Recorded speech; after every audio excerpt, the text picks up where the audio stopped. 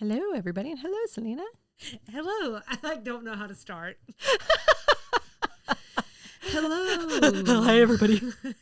Welcome to this week's edition of Extra Sugar and or Part 2 of our First Wives Club episode. That's what happens when it's off the cuff. We don't know. Whichever way you want to take it. The First Wives Club episode we had earlier this week was just so jam-packed of facts, fun lines, I don't know, figures. I don't know where I'm going. It was full of a lot. There was some figures. There's some figures. Yeah, there are numbers. How much the movie made. Exactly. Thank you, Selena. Yeah. There was just a lot of information. Yeah. So one thing we didn't have a chance to do is dig into the cast a little bit more. We sort of alluded to the fact that it was an ensemble cast. We talked a lot about the leading ladies, but there was more to say about the cast. Yeah. So we wanted to do sort of a second piece of that episode that we're calling Casting and Controversies. I feel like you need a sound. I was hoping you'd say like, yep. So we'll dig into the actors a little bit. We'll talk about some big names now that maybe weren't so big then, do a little bit of our casting what-ifs sort of scenario, talk about a few of the cameos, and then we can talk about controversy. Selena's got controversy out the wazoo. Yeah. I love talking about my wazoo. Wazoo. I didn't say your wazoo. Oh, okay. The royal wazoo. Oh, the general we. The general we, exactly. So do you want to talk about big names that weren't so big then first? I do. This is me off the cuff. She's so... Just fixing notes, doing the thing. I can't even remember the word I'm trying to think of. Well, spontaneous. I'm the most spontaneous. I wasn't prepared for the spontaneity. I wasn't prepared. I needed to think about it. I needed some time to sit with my spontaneity. So yeah, it's reasonable to think that, what are we, 27 years past when the movie? I'm not good with math. No, we're way past that. Let's see. No, I think you're right. 16, 17, I think you're right. 20, That's devastating. Maybe 26 years.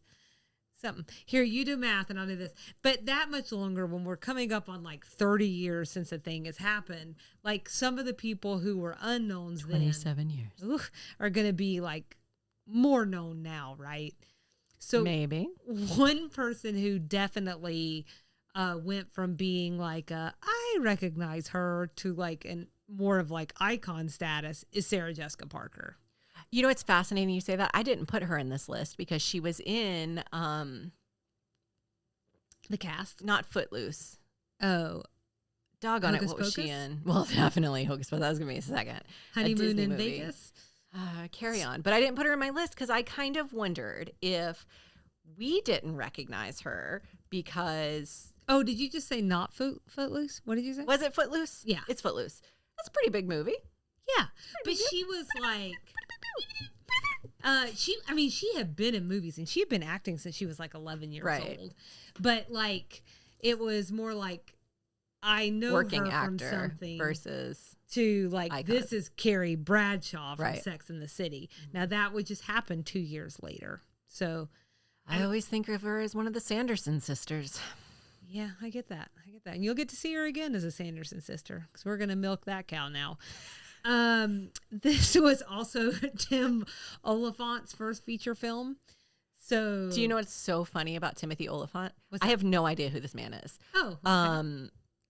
He popped up in Santa Clarita Diet. Yes, Kyle like lost his mind. I think that's Timothy Olyphant. I'm pretty sure that's Timothy Olyphant. Let me just big Justified guy. Timothy Olyphant. I don't know. Oh, still to this day I should have asked him. I don't know, but I just remember he sort of lost his mind. He was like, he's a really good actor. He's really, really, really good. If I had not seen him in Santa Clarita Diet, he still, and I'm sorry I said that so weird, he still would not have registered for me in this watch of this movie.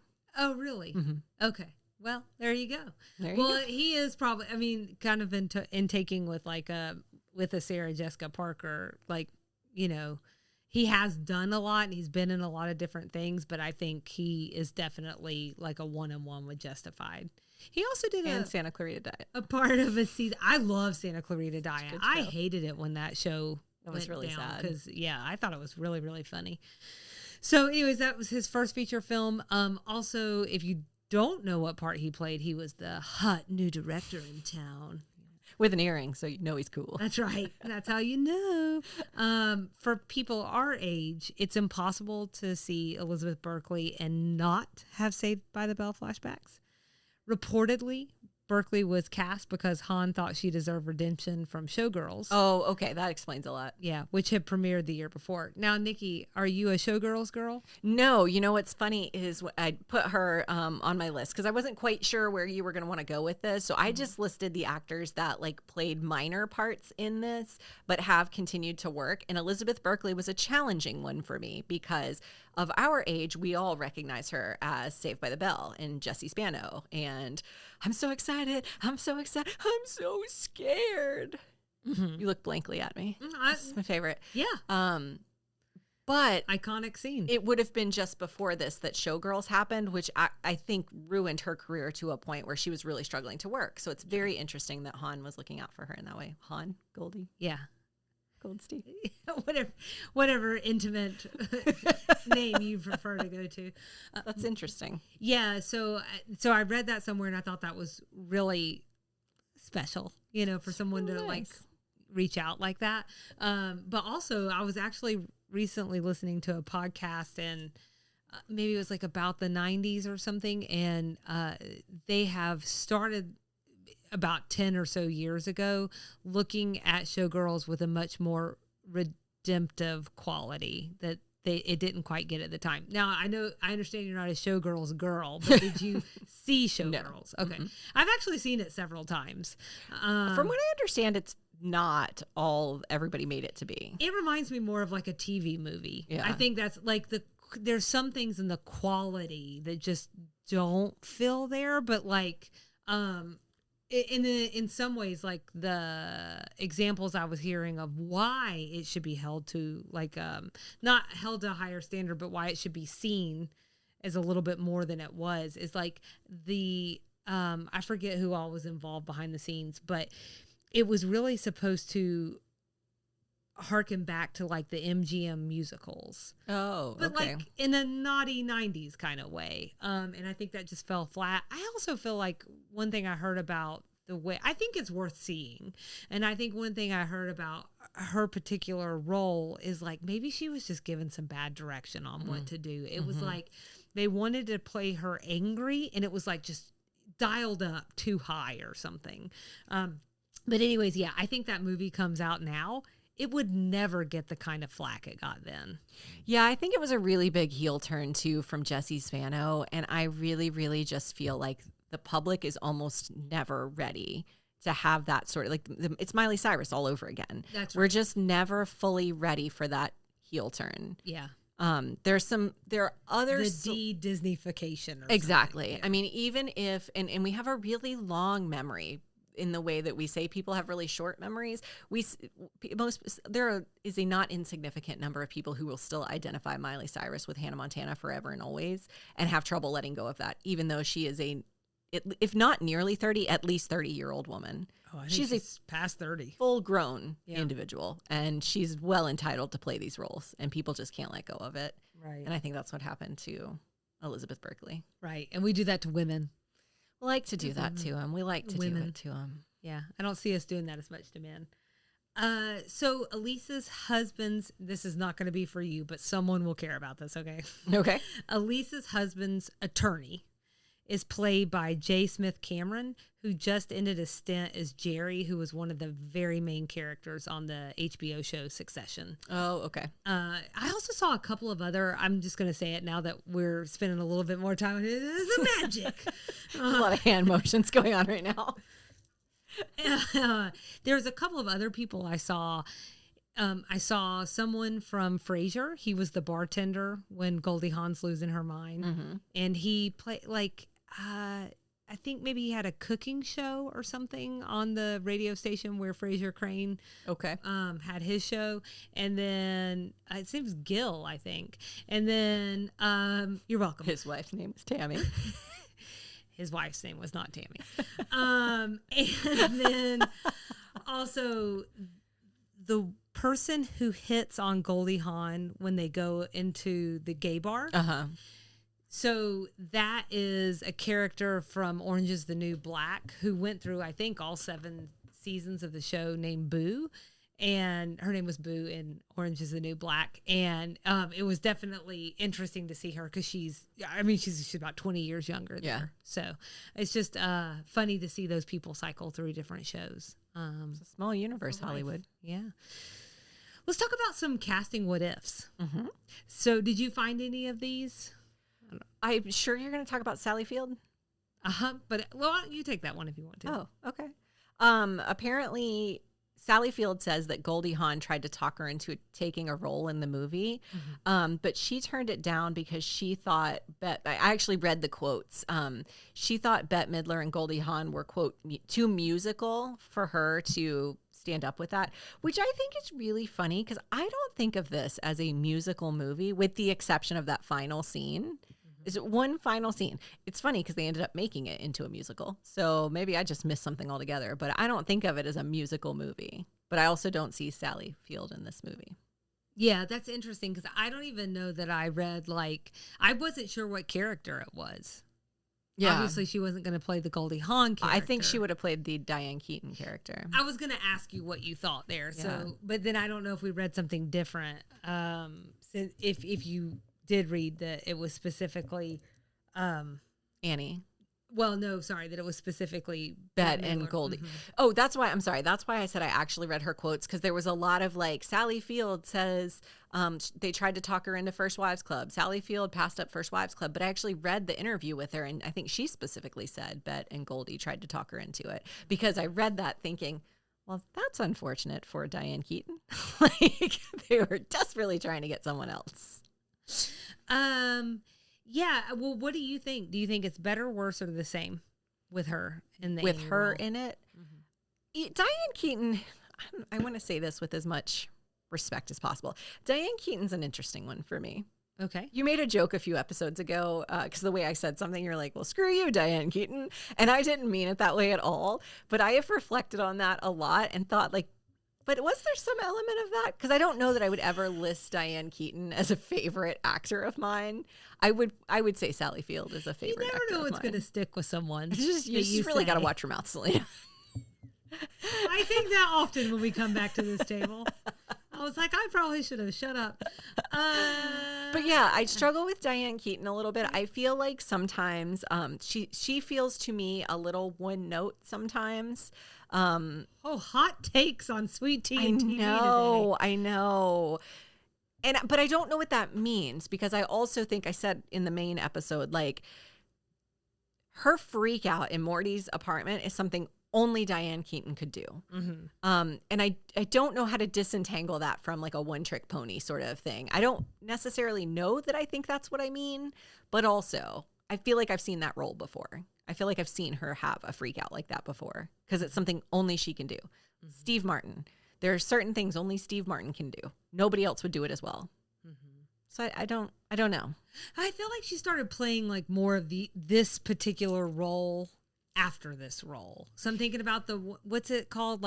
Because I Said So or whatever. With Mandy Moore? Yeah. Yeah. I think that's what I'm thinking of. It felt like a very similar role to me. Mm-hmm. But it just sort of depends on what era you're talking about because in The Family Stone, she plays a very different role. In Baby Boom, it feels very different, even though it's been a long time since I've seen that movie, so I probably shouldn't speak with any authority to it. For me, I think it would just be different. I totally think Sally Field could do that role, but I did love Diane Keaton so much in that role. Diane Keaton is also amazing in Marvin's Room. Mm-hmm. That movie I've not is seen Marvin's Room. It's just beautiful. Mm-hmm. So she was also in Father of the Bride in a slightly different but similar role. Mm-hmm. So I think probably softer, maybe it might be a little bit of a typecast situation. As she got older, they started putting her in the same similar bucket, which is mom vibe and then maybe a little amped up mom vibe. I don't know. It's almost like there's only 3 types of women in Hollywood. Yeah, it's true. So Babe, District Attorney, and Driving Miss Daisy.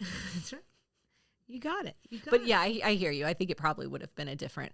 Although Sally Field is very capable of playing a hyperactive, extra emotional person. Well, I think about Mrs. Doubtfire. Yes.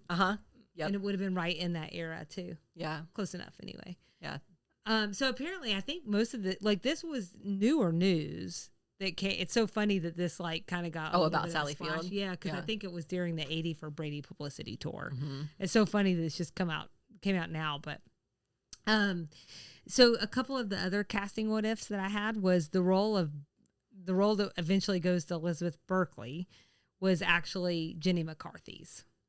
Oh. And she turned it down. Same question. Better, worse, same, different? Oh, different. Yeah. Jenny McCarthy's just different. It doesn't feel as innocent.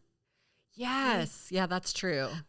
So I stop and say that this is not something I put in my likes, but I wasn't thinking about it the first time that we went through, or that I went through and rewatched it, which was I've always really loved how much she loved Elise. Yeah. And she that idolized she's her. there in the crowd cheering for her. I teared up this morning Yeah. watching that. That's really nice. Yeah.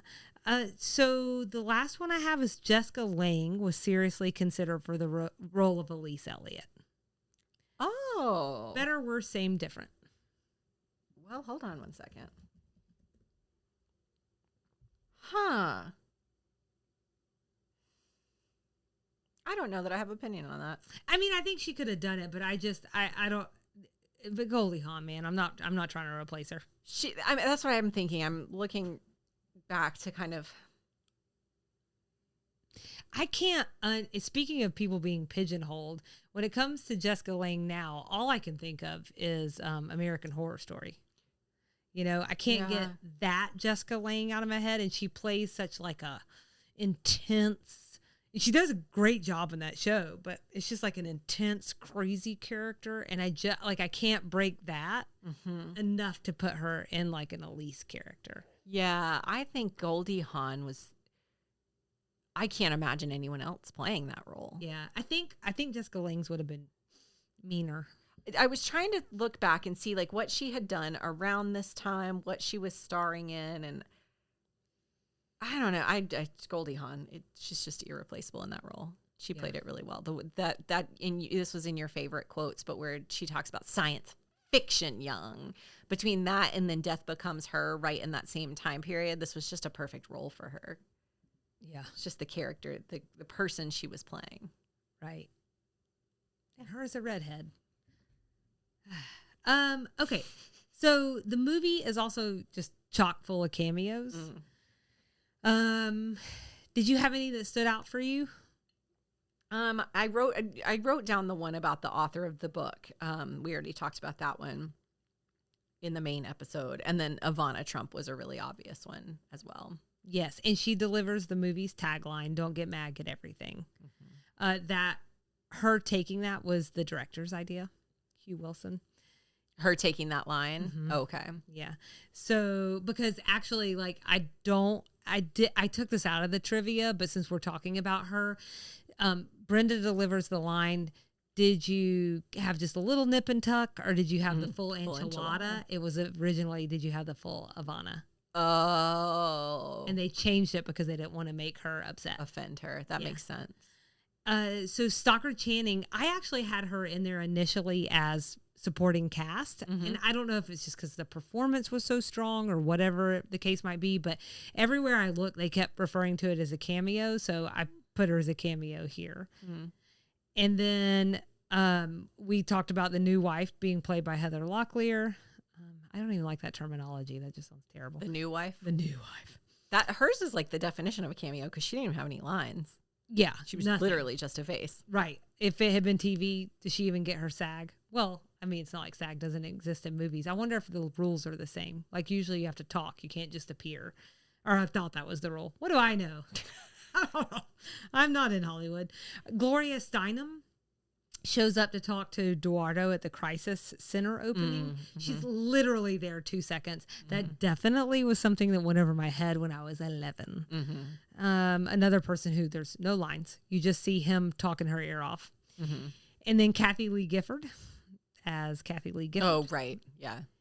They actually, just as another movie trivia, they had a line in there that would have insinuated whether or not like someone had ever cheated on her.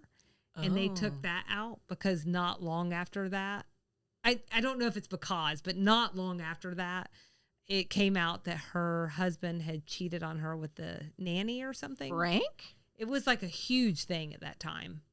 Late 90s. Oh. Maybe I knew this at one point in time. You probably did. It's all new information. Or Kathy Lee. 27 years later, you know? And then the last one I have is former New York City Mayor Ed Koch. And let me tell you something. Yeah. Okay. There's someone I can't tell you where he showed up. Probably with the crisis center. I don't know. I'm going to have to make a note to myself to look at him later because I feel like I was just looking him up recently. And now I cannot remember why. Wasn't for this, huh? You sure? I don't think so. If it wasn't, if you happen to remember why you were looking him up, I sure need to know that. I know. I'm sorry. I shouldn't have said anything. So I was going to move on to controversies, if that's all right with you. Sure. Okay. So there are some of note, one from during the movie and two that have happened since. Or I'm sorry, we mentioned one last time, which was Stephen Collins, which we're not going to get into. Okay. But the one from during the movie, I'm calling Bet on the Set. So this bums me out, but it's been reported multiple times, including by Bronson Pinchot. Again, he plays Eduardo, that she really mistreated the director. Here's a quote from Pinchot. Quote, she was being such a bitch to him. While he was directing, she would be rolling her eyes, pantomiming with her favorite actors, and she made it very difficult. And he was at his wit's end. He was actually a very nice man, but she was very unkind to him on that movie. So I can't help but wonder if some of this is because she's a woman. I'm just saying, right. If she demonstrated this behavior as a man, would it have read differently? Now, I have read a lot of the kind of reflection pieces, at least like at the 20 year and the 25th year, included quotes from the director. And he does mention being afraid of her. But that's about as far as he went, which could be because he's a very nice man. I'm not sure. But I also did a quick Google search just to see, like, has there been other points in time where she's come up as, like, troublesome on the set? I never found anything. It seems to me she gets in trouble more on Twitter than she does on movies. Yeah, she seems like my take on Bette Midler, knowing nothing about her except public perception, is she's just a big personality. Outspoken, yeah. Yeah, like she's going to speak up for herself. It doesn't surprise me that she would be a little hard to handle as a director, but probably also, like you said, he's a really nice guy. And she probably needs someone who's maybe not such a nice guy or gal or person to direct her. Right. Because she probably at that point in time, I mean, she's pretty experienced. They all are pretty experienced at that point. So there becomes this point where I think you become a little harder to direct. Yeah. Like, I've been doing this a long time. I know how this goes. Right. Yeah. So I just thought that was, I didn't want to like ignore it, but I also like, I don't always question these things, but I question this one a little bit. I don't know how Bronson Pinchot pronounces his name, just to be clear, but like, what does he have to gain from coming out? Double check that one. Is Pinchot. It's Pinchot. What does he have to gain from coming out now and saying that? Didn't you say that was recent? No, I don't know that was recent. Okay. Why would he say that? That was his perception. So, but it was why I said like too, because like I also don't want to poo-poo on what he feels like he saw on the set, and that's why I'm wondering if some of this is through the lens of like women with big personalities aren't as acceptable as men with big personalities. I don't know that's the case. And what's her sense of humor? That's the other thing. I have I've seen her in different movies, and certainly she brings different things to different characters, but there is always sort of like a boldness. And I just couldn't imagine between that and the snippets that we do get on social media that she's just not a bold kind of comedian, like bodacious. I think she's always put herself out there kind of gal. So I don't know, but thought I'd have to share that. And then there's another one, but this one, and I alluded to this in the first episode, this is way past the movie, and this was with Scott Rudin, the producer. So as we've discussed, like there was something I wanted to circle back to, but before we do that, I want to talk about just a little bit about his credentials.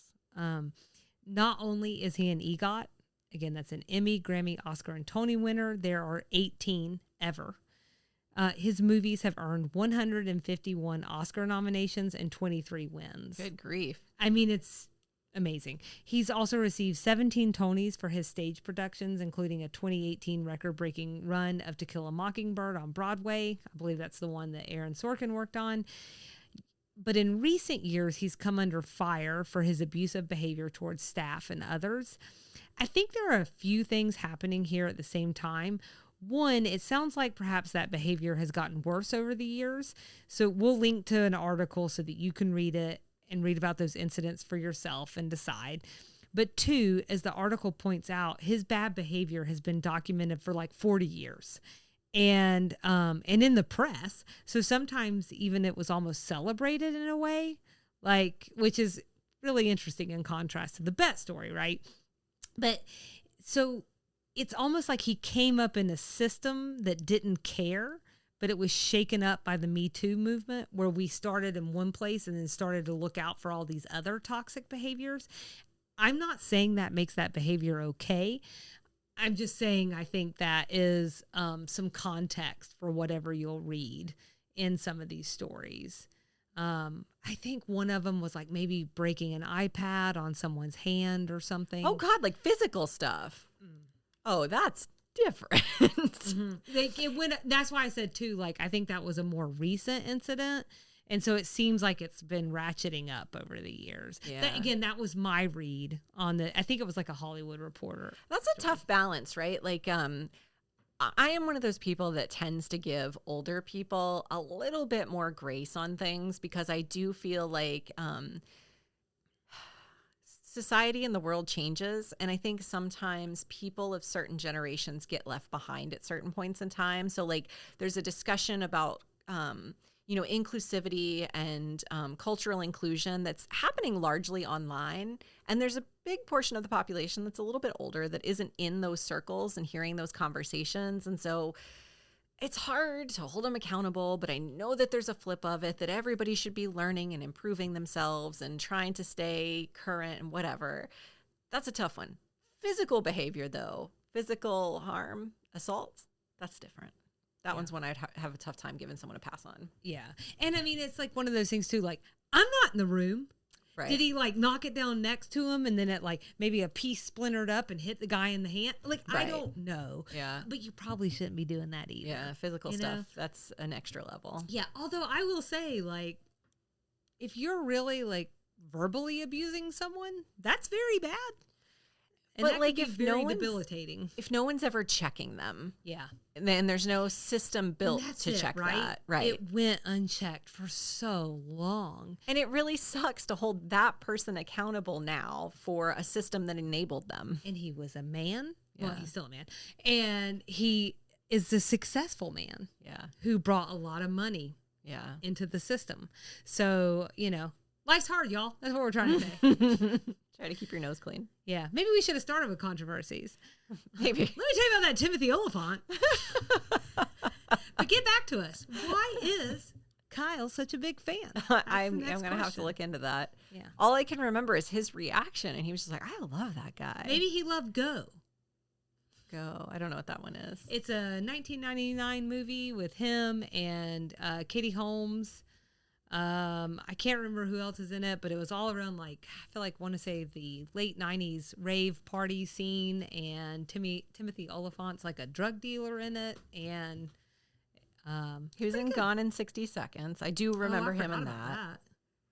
Yeah, there had to have been something that just like really stuck with him. Well, that's your homework. You're not doing anything, did he lose are you? it? He really, really went crazy over that. He was very good in Santa Clarita Diet. Sorry. An award-winning television show. I mean, I loved it again. Award-winning here with the two of us. That's right. Is that it? That's it. Okay. At this point, hopefully everyone knows the drill. Visit us on social media at Sweet Tea and TV or Sweet Tea and TV on Facebook. Our website is www.sweetteatv.com. What? Did I get it wrong? No, you got it. Oh, why are you laughing at me then? Just because I'm like, you know the drill. Oh. and or rate us and review us wherever you listen to us. And then we have a Patreon page where you can get exclusive or extended content. You can find that on the Support Us section of our website. So that's it. Thanks for joining this week's Extra Sugar and or part 2 of our very special season 4 special episode. And come back for re-release September. Just do that. And then we will see you officially for season 5 of Designing Women in October. Thanks, Selena. Bye. Bye.